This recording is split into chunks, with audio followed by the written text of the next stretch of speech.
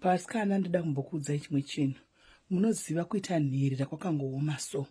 Nherera hazvina basa kuti uri paeji ipi kana kuti paeji ipi. Upenyu hwenherera hwakangooma. Kana uri nherera, guys, you are vulnerable. Hauna munhu anokuprotecta. Wakashama mufamily. Imi munoziva kuti family imwe neimwe, guys, ine zvayo. Mumafamily umu mune vamwe vanhu vanotobata-bata zvokutodaro. Munoziva. So kana uri nherera, wese afunga kubata anorasira kwauri. Wese afunga kubata chinhu chake anorasira kwauri. Wese afunga kuvhadzira musha wake anoisa pauri. Nekuda kuti wakashama, uri vulnerable. Hauna munhu anogona kukumiririra. Hauna mai vanogona kupota vachipfugama pasi vachitaura maprayers. Hauna baba vanogona kupota vachitaura kana zvechivanhu kuti ndiri kuvharidzira mwana wangu. Ungori munhu anenge akashama so. Upenyu hwenherera, guys, kana uchida kuona kuti unotamba nhamo, ita nherera at an early stage. Vaya vakanga vachikudai, vaya vakanga vasingabvi kumba kwenyu zuva nezuva, baba vako vari vapenyu, mai vako vari vapenyu, vachiuya kunge vane rudo, musi unonzi vese vaparara, munoshama, guys. Munotanga kukanga kufunga kuti ndivo here vaya vakanga vachigara vari pano everyday.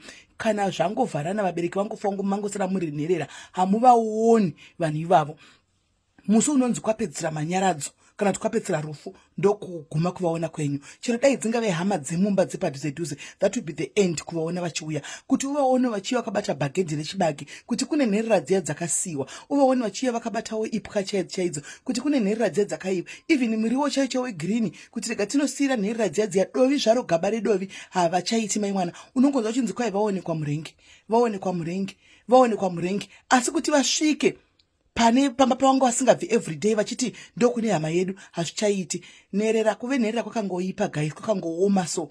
Unoti ukatanga kusangana nenhamo kudai so unoshayiwa wekuudza. Ukati rega ndiendewo kune vari mudhuze vangu vari madzikoma baba vangu kazhinji kacho, kana kuti madzimakomana mai vangu, unongonzwa uchinzi ndozvazvinoita, chingonamata. Kana kuti zvichaita, ramba wakadzvanya. Anoti rega ndisimukewo ndifambire dambudziko remwana uyu. Hapana, nekuda kuti wakashama. Uri munhu akangoshama, hauna akapfekedzera, hauna akaprotecta.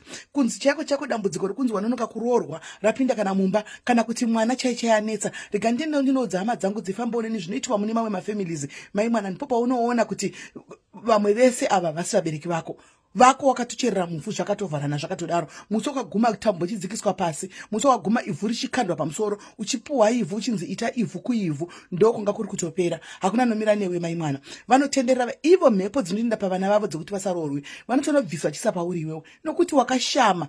Ungori musha wakashama, ungori munhu ari kufamba akashama, kuti unge munhu akangoshama ari kungofamba zvake asina chakaprotecta.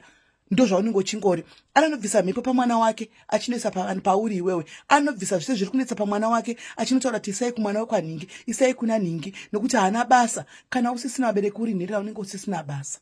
Ada kungotambira pamusoro pako anongotambira. Ada kungotaura zvaataura, ada kungotaura.